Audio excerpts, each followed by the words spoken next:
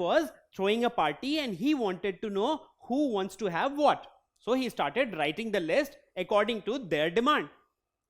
So you see, one of them said pizza, the other one said burger. Now, one more said he wants to have pizza. So he had to cut the one and then write 2. Now, this was a bit inconvenient. Now, again, one more said that he wants to have a burger. Again, he had written 1 burger, so he cut that and wrote 2. Again, an inconvenience. And how long can it go? Well, one more said he wants to have pizza. Now again, he had to cut 2 and write 3, and this can go on for very long because he has 40 friends whom he is inviting for the party. So will he keep on cutting 40 times and keep on writing? Well, it will become very untidy and very confusing. So this was how he was noting down who wants what. Now as you can see, this is already becoming very confusing. So pizza, he wrote 1, and then another request came, he cut the 1, wrote 2, then another request came, he cut the 2, wrote 3. How many times can you do this? So for this type of data, that is when the data is continuously coming to you, that is you are getting fresh data continuously, and even the older data is valid.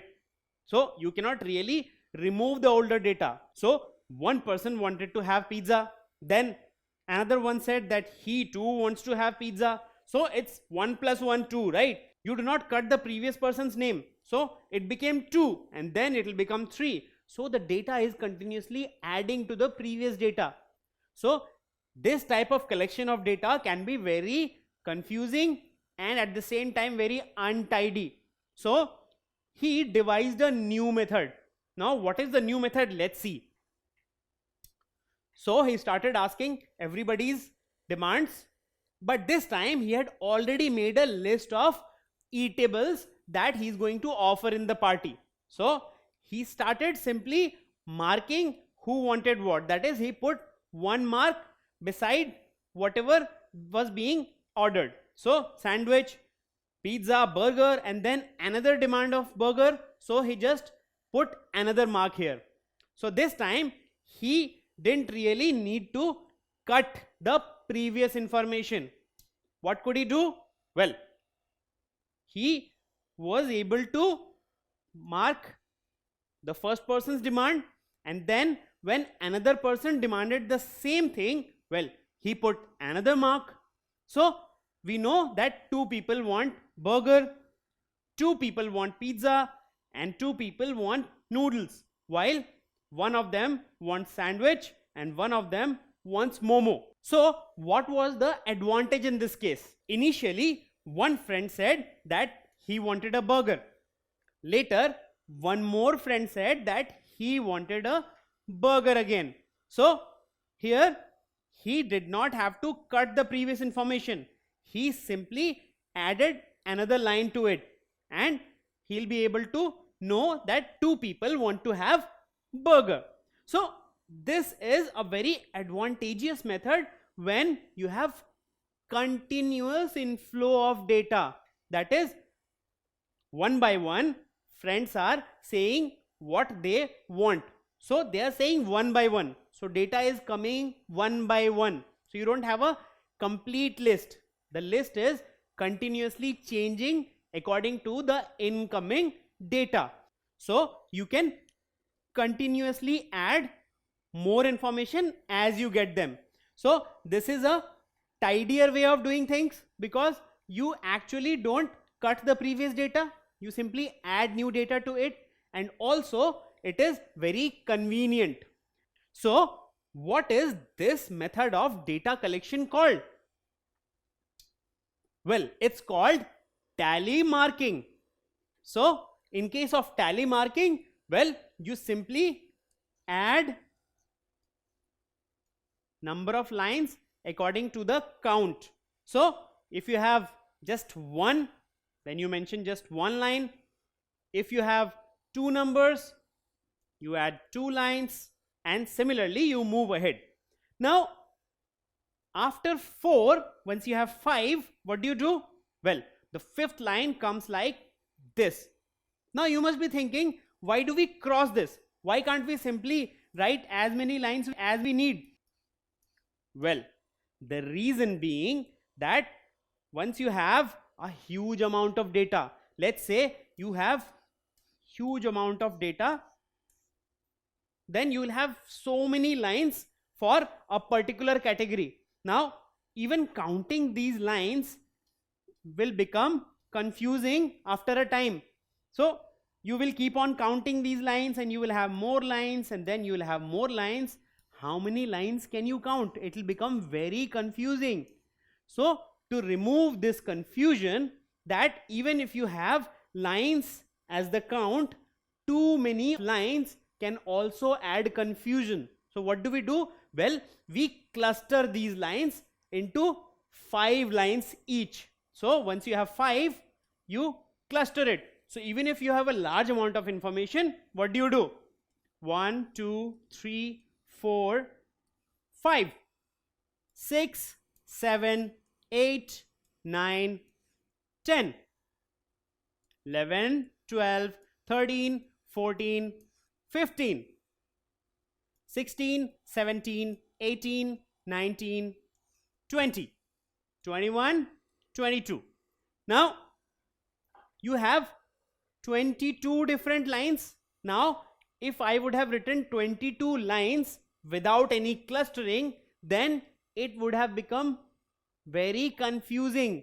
So you would have to count every line, how many lines these are, and these are just 22. What if you had 102 lines? Would you keep on counting? Then this method would have become even more confusing and difficult than the previous one.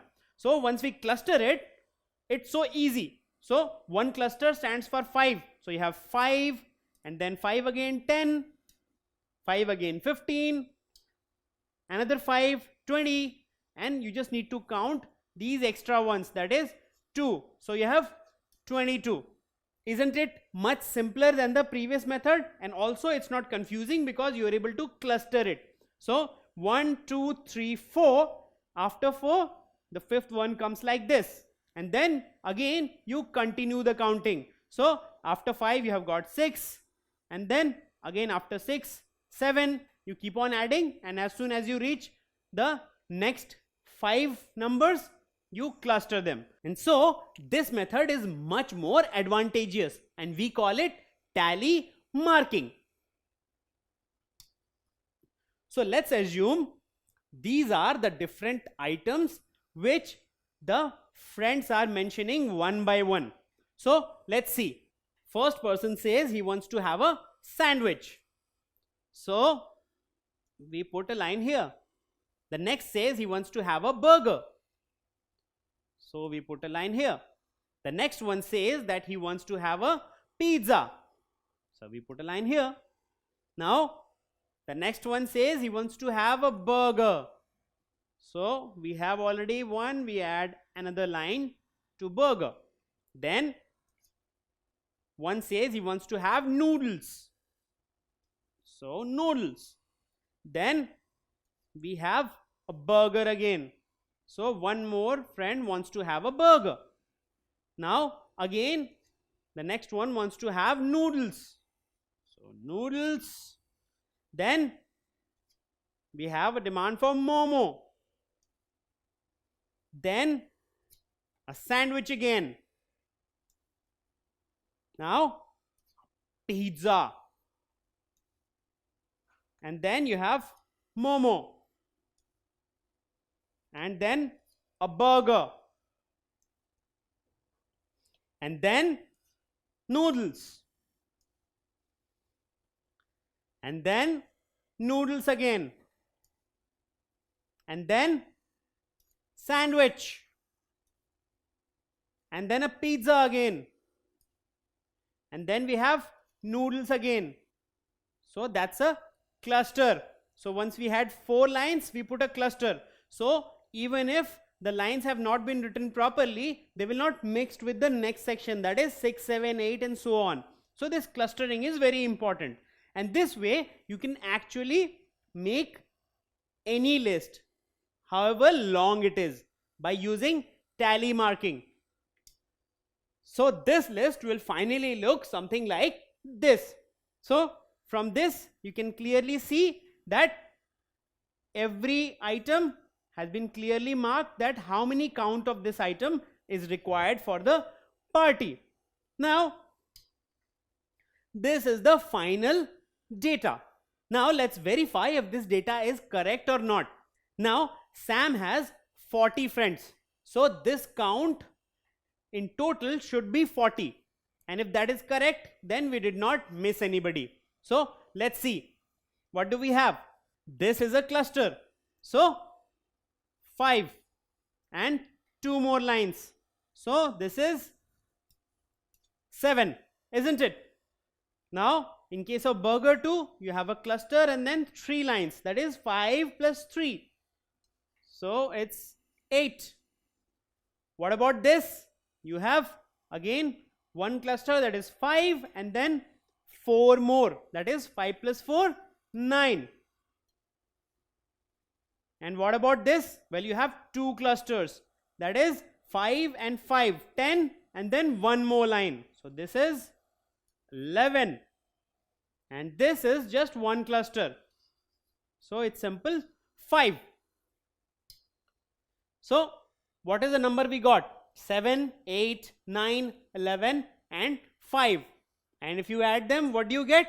You get 40. So what does it mean? It means that this data is accurate. There were 40 friends and he was able to mark correctly what each one wants to have.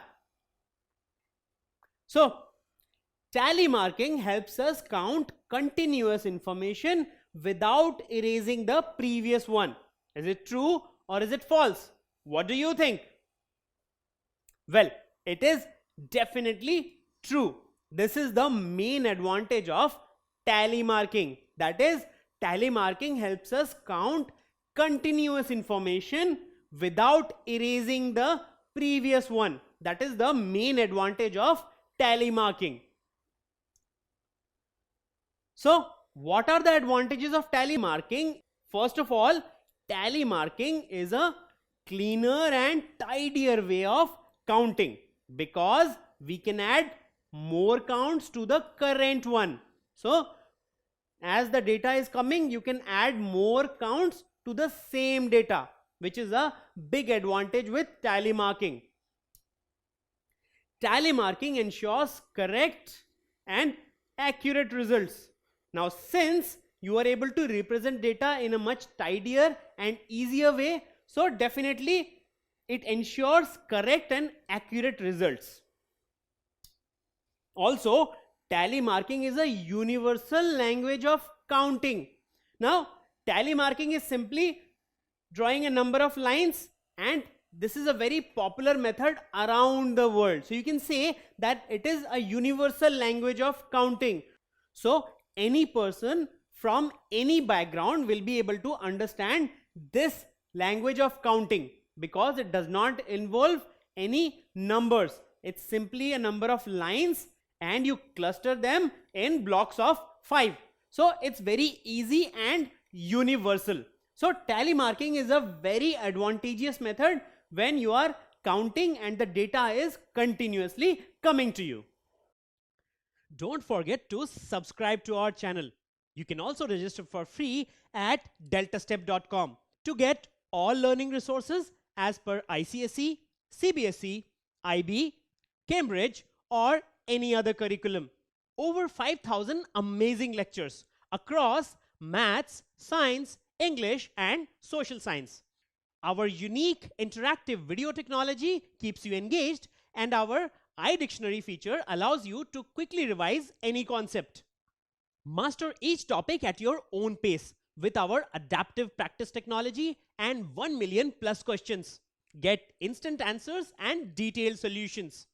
Be exam ready by taking unlimited mock tests, performance analysis along with actionable feedback, personal tutors to resolve your slightest of doubts. That's not all. You also get amazing prizes like PlayStations, iPads, watches, and many more. along with certificates through our Earn As You Learn program. So at deltastep.com, learning is not just fun and easy, it's rewarding too. So register for free now.